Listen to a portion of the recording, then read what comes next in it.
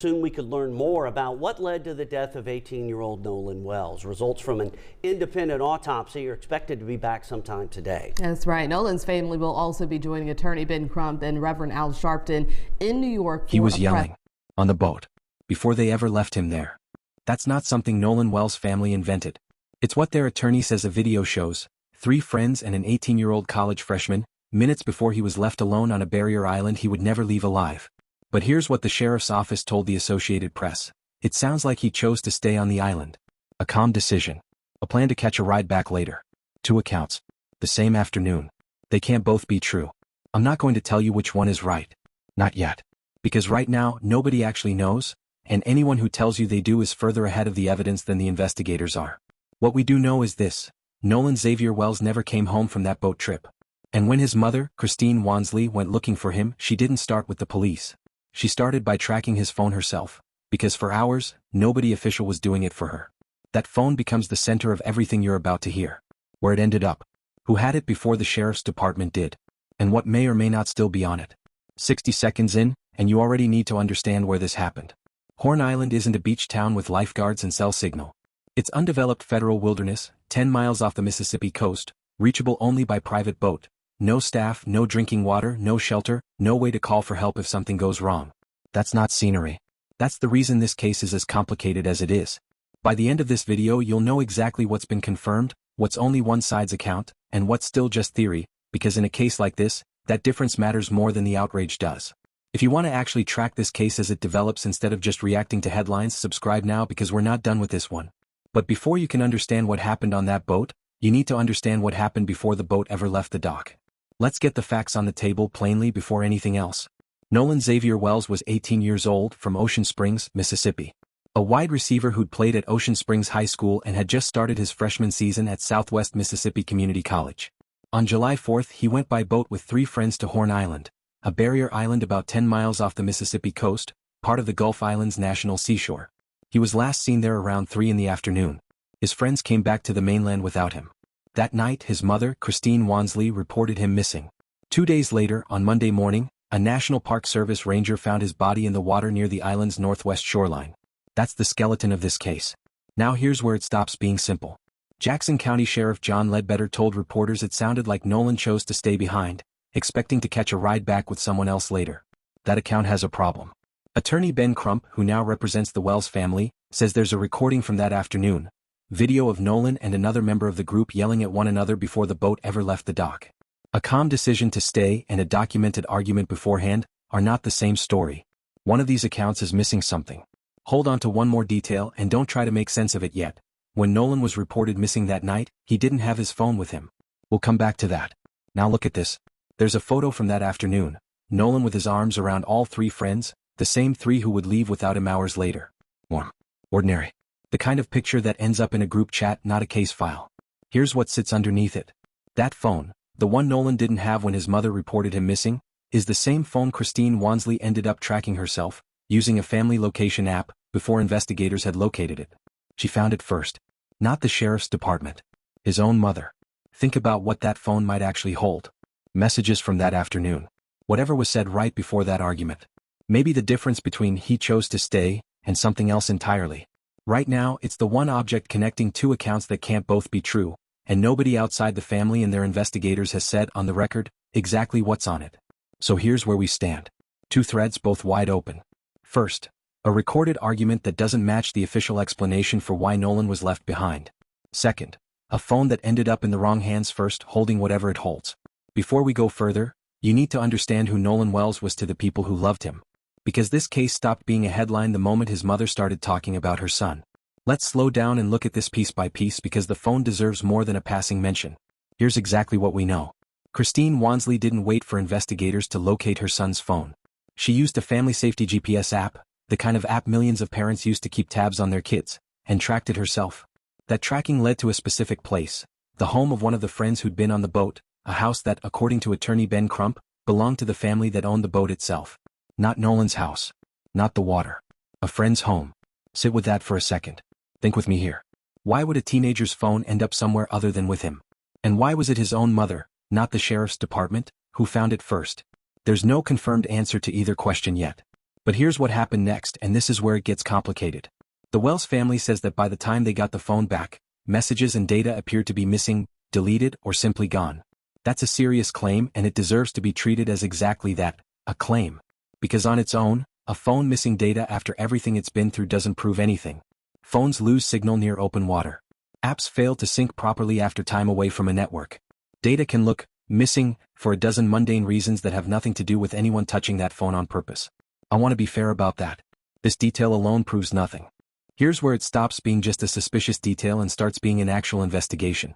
Independent investigators working with the Wells family and investigators from the Jackson County Sheriff's Office are going to review that phone's data together, at the same time, side by side. Not the family's team alone. Not the sheriff's team alone. Both together. That review is specifically designed to answer the question the family is raising. As of this reporting, it hasn't happened yet. So whatever you think about that missing data right now, hold it loosely. We don't know yet. Here's what would tell us. 2 things to keep in your head going into the next chapter. First, nobody has explained on the record why that phone ended up at a friend's house instead of with Nolan. Second, whatever was or wasn't deleted from it is about to become far less speculative once 2 sets of investigators look at the same data at the same time. The phone is one half of this. The boat itself is the other. Let's build the timeline with exact hours, because the gaps matter as much as the events. Nolan Wells was last seen on Horn Island around 3 in the afternoon on July 4th. His friends left without him. Sometime that evening, one of them called Christine Wansley to tell her Nolan hadn't come back. Around 11 o'clock that night, a friend also called the U.S. Coast Guard directly, reporting Nolan missing on the island. That call happened at 11 p.m. on the 4th of July. The Jackson County Sheriff's Office, the agency with jurisdiction over that stretch of coast, did not formally request Coast Guard assistance until around noon the following day. Read that gap again. 11 p.m. to noon. Roughly 13 hours between the first outside call for help and the agency responsible for the case asking the Coast Guard to actually respond. I want to be precise about what that gap does and doesn't tell us. This raises the question of whether that response time reflects standard procedure. Agencies sometimes wait on a formal report before committing search and rescue resources, or something else. That is not yet settled. I'm not telling you it's negligence. I'm telling you it's 13 hours and nobody in an official capacity has explained it on the record. Here's what we do know about how Christine Wansley spent those hours. She didn't wait on that timeline. She started posting publicly, asking anyone who might have information to come forward, before she'd even finished filing the formal missing persons report. A mother moving faster than the system that existed to help her. Not a slow news day. A slow response. Now, to be fair, and this matters, once the search did launch, it was not small. The Jackson County Sheriff's Department, the U.S. Coast Guard, Gulf Islands National Seashore Rangers, Mississippi's Department of Marine Resources, and volunteers with the United Cajun Navy all took part in searching for Nolan. This isn't a story about no response. It's a story about one specific window early on, where the response was slower than the situation called for. 2 days after he was last seen, on Monday morning, a National Park Service ranger found Nolan's body in the water near the island's northwest shoreline. Here's something to hold on to as we move forward.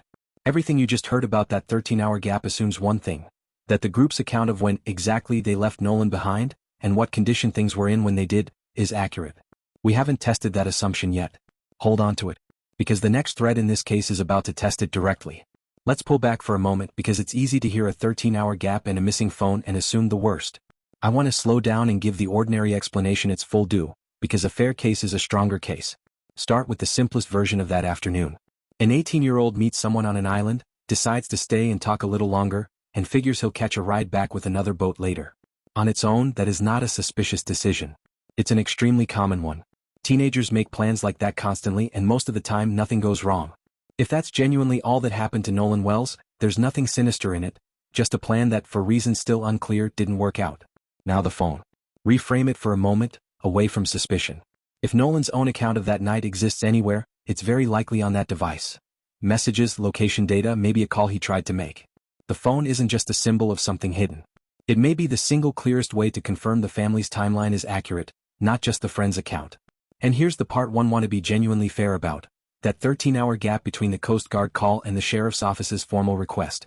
Law enforcement agencies frequently wait for a completed missing persons report, or direct confirmation from family, before committing search and rescue resources. That's not unusual, and it's not automatically a sign of negligence or indifference. An informal call late at night and a formal request the next morning can simply reflect how these systems are built to work, procedurally, even when the outcome ends up being tragic. Hindsight makes every delay look damning. that doesn't mean every delay was wrong. If that's all this case turns out to be, an ordinary decision, a genuine mechanical or procedural response, and a terrible accident, that would be consistent with what investigators have said publicly so far. No evidence of foul play. A young man who didn't make it back. But here's where I have to be honest with you. That explanation only holds up if nothing else about that night doesn't add up. And something does. Before I show you this next piece, you need to understand what it actually means mechanically. A bilge pump is the system that clears excess water from the bottom of a boat's hull. When a boat is taking on water, that pump is what keeps it from becoming a real emergency. If that pump starts failing, a boat that seemed fine an hour earlier can suddenly become something the people on board need to deal with immediately, and on open water 10 miles off the coast, that's not a small problem. Here's why that matters to this case specifically. In her own public account, Christine Wansley said the group left Horn Island around 4:30 that afternoon because the boat was taking on water and they were having trouble with the bilge pump. According to that account, Nolan made the decision to stay behind and return later with another group of friends. So now we have a second explanation sitting next to the first one.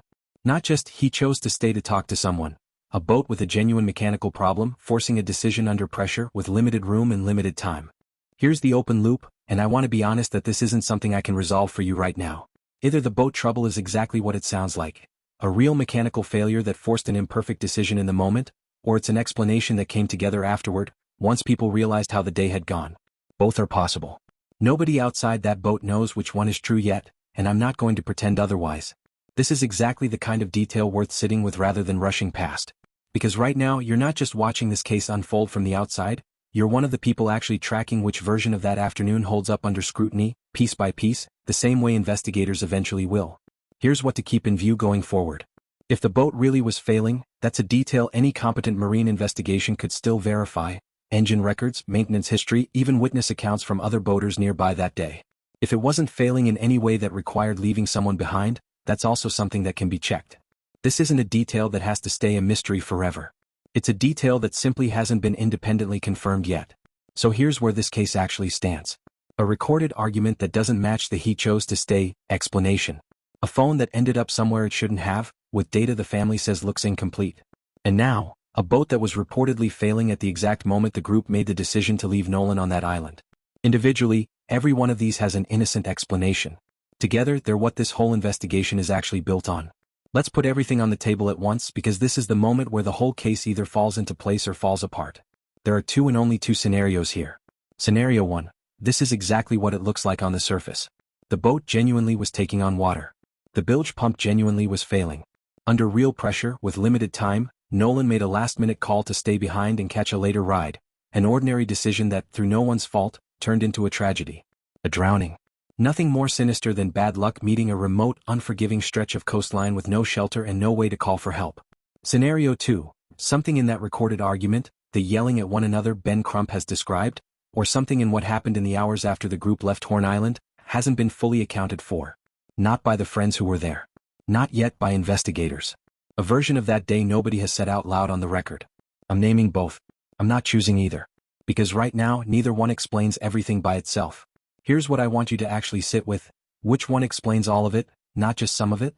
Scenario 1 explains the drowning, but doesn't fully explain the recorded argument. Scenario 2 might explain the argument, but there's still no public evidence connecting it to what happened after Nolan was left alone on that island. And I need to be fair here at the point where it would be easiest not to be. None of Nolan's 3 friends have been named as suspects. Sheriff John Ledbetter's office has said publicly more than once that they have found no evidence of foul play in this case. That's the official position right now, and it hasn't changed. Whatever you make of the contradictions in this case, that fact belongs in the picture too. So what actually separates these two scenarios? The phone. The one Christine Wansley tracked down herself, sitting at a friend's house instead of with her son. The one the family says is missing data. Whatever is or isn't recoverable from that device, through the joint review both sides have agreed to, is likely the single piece of evidence capable of confirming one scenario and ruling out the other. Not a theory. Not an account. Data. That's where this case has sat for weeks now. 2 explanations, 1 unresolved phone, and a family that refuses to accept an answer nobody's actually proven yet. And there's a reason this case didn't stay a local story out of Ocean Springs, Mississippi. Let's look at where this case sits officially right now because the machinery moving underneath it is bigger than most people realize. The sheriff's public position hasn't changed. Investigators say they found no evidence of foul play. That's still the official word from Jackson County. At the same time, the Wells family and their legal team met with Jackson County District Attorney Angel Myers-McElrath, a meeting attorney Ben Crump described afterward as respectful. Out of that meeting came confirmation. Once the investigation is complete, the full findings will go before a grand jury. Here's the question worth sitting with, and it's not one I'm going to answer for you. What does no evidence of foul play actually mean right now, when the two pieces of evidence most capable of settling this, the independent autopsy and the joint phone data review, haven't been completed yet? That's not an accusation. It's a genuinely open question about timing. Because here's what's actually happening underneath the official process. The case is moving through the standard chain: sheriff, then district attorney, then grand jury. But running alongside that, in parallel, are two independent efforts the family insisted on: their own autopsy conducted in Washington, D.C., and a phone data extraction that both the family's investigators and the sheriff's investigators will review at the same time, side by side. Read that again and let it settle. Both sides reviewing the same data together. That's confirmed. Not a claim. Not a theory. An agreed-upon process. Now look at how far outside Ocean Springs this case has traveled. Civil rights attorney Ben Crump is representing the Wells family. The family has appeared publicly alongside Reverend Al Sharpton, calling for a transparent investigation. Actor Tyler Perry paid for Nolan's funeral expenses. A public fundraiser for the family passed $230,000. And the FBI has provided federal resources connected to this matter, specifically reported in relation to threats made against people connected to the case, not, as of this reporting, a federal takeover of the death investigation itself. That distinction matters, and I don't want to blur it. A local drowning case doesn't attract a civil rights attorney, a nationally known minister, a Hollywood actor's checkbook, and FBI involvement by accident. Something about this case made enough people believe it deserved that level of attention. And all of that, every name I just listed, every dollar raised, every phone call made on Nolan's behalf, exists because one mother refused to wait for someone else to look for her son. Before we get to what's still unresolved in this case, I want to come back to who Nolan Wells actually was, not as a case file but as a person. Christine Wansley has talked about her son in a way that cuts through everything else in this story. She's described Nolan as someone who taught his family about history, who genuinely disliked division, and who wanted everyone around him to feel included. A peacemaker, in her words, someone who didn't chase conflict and didn't like being around it either. That's the person underneath every headline about boats and phones and timelines. His funeral was held at Centerpoint Church in Ocean Springs. I want to be careful with how I say this next part, because it would be easy to treat a funeral as an ending. It isn't one. Nolan Wells was buried in the middle of an open investigation, not at the close of one. His family said goodbye to him without an actual answer for how he ended up alone on that island, or why it took as long as it did for help to be requested on his behalf. And that brings us back to the one fact in this entire case that doesn't require interpretation, doesn't depend on which scenario you believe, and doesn't change no matter which side of this you land on. A friend called the Coast Guard about Nolan around 11 o'clock at night on July 4th. The Jackson County Sheriff's Office didn't formally request Coast Guard assistance until around noon the next day, roughly 13 hours. That number is confirmed. It's not a claim. It's not a theory. It happened. Here's the question I'm going to leave with you because I think reasonable people can genuinely disagree on it. Does a 13-hour gap like that reflect standard procedure? Agencies waiting on a formal report before committing resources, the way departments often do? Or does it reflect a system that moved slower than it should have, for a young black man who was the only member of his friend group left behind on that island? I'm not going to tell you which one to believe. I think you should sit with both possibilities and decide where the evidence actually points for you. Because here's what hasn't happened yet, no matter how you feel about that question. No independent autopsy result. No completed phone data review. No grand jury outcome. Just a mother who buried her son without the one thing she's been asking for since the night he went missing. Here's what this investigation still owes Nolan Wells: an actual answer. Before we get to what's next, let's be precise about what's actually confirmed here, what's still just a claim, and what's pure theory. This case has too many moving pieces to leave that blended together, so let's sort it out loud right now. Confirmed. Nolan Wells left for Horn Island on July 4th and was last seen around 3 that afternoon. His friends returned to the mainland without him. He was found dead the following Monday morning. A friend called the Coast Guard about Nolan around 11 p.m. on July 4th. The Jackson County Sheriff's Office didn't formally request Coast Guard assistance until around noon the next day, a gap of roughly 13 hours.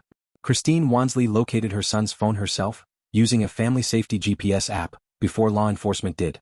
An independent phone data review, conducted jointly with the sheriff's investigators reviewing the same data at the same time, has been agreed to. The full investigation will be presented to a grand jury once complete. And Nolan was the only black member of the 4 friends on that trip. All of that is confirmed on the record. Blame. Sheriff John Ledbetter's account that Nolan chose to stay behind, expecting to catch a later ride. Attorney Ben Crump's account on the family's behalf of a recorded altercation, Nolan and another person in the group yelling at one another before the boat left. The family's belief that data appears to be missing from Nolan's phone by the time they got it back. And the explanation from Christine Wansley's own public account, that the boat left when it did because it was taking on water and the bilge pump was failing. Every one of those is someone's account. None of them has been independently verified yet. Theory. Any suggestion that someone in that friend group deliberately caused Nolan's death. As of this reporting, that remains theory. Investigators have said more than once that they found no evidence of foul play. No one, not one of the 3 friends who were on that boat, has been named a suspect. I'm not going to let this case slide from claim into theory territory just because the details are unsettling. That's not how a fair investigation works, and it's not how this video is going to work either. Here's the honest answer to what would change this picture the most. Not another public statement. Not another press conference. The results of the independent autopsy, and the findings from that joint phone data extraction, because unlike every account we've covered so far, those are close to objective evidence. They don't depend on who's telling the story. They simply are what they are. Here's the question this case still hasn't answered. If the independent autopsy and the phone data end up corroborating the Wells family's account, what happens to the sheriff's office's "no evidence of foul play" position? And if instead they corroborate the friend's account, does that 13-hour gap between the Coast Guard call and the sheriff's formal request still deserve scrutiny on its own, separate from everything else? Both questions matter. Neither has an answer yet. Here's what to actually watch for. The independent autopsy, commissioned in Washington, D.C. at the family's request. The results of the joint phone data extraction, reviewed by both the family's investigators and the sheriff's investigators together. And District Attorney Angel Myers-McElrath's eventual grand jury presentation, and whatever comes out of it. And remember the question from earlier. Was that 13-hour response gap standard procedure, or something slower because of who was missing? You still get to decide where you land on that. This case isn't finished. If you want to actually see it through, not just this video but what happens when those results come in, subscribe now. We'll be back the moment any of this changes. A mother tracked her own son's phone because for those first crucial hours, no one else had. Christine Wansley is still waiting for someone else to finish that job. The phone is still sitting at the center of this case. Everyone, the family, the sheriff's office, Ben Crump, even the friends themselves, agrees it matters. Nobody has fully explained what happened to it, or what it will or won't confirm once both sides finally look at it together. Picture that boat again, the one from the start of this video. 3 friends aboard pulling away from Horn Island. One who didn't come back with them. Nolan Xavier Wells was 18. A wide receiver. A peacemaker, his mother says, who didn't like conflict. Right now, that's still how this case has to end, not with an answer but with everyone still waiting for one. We'll be back the moment the phone data, or the autopsy, actually says something. Because right now, the loudest thing in this case is still the silence.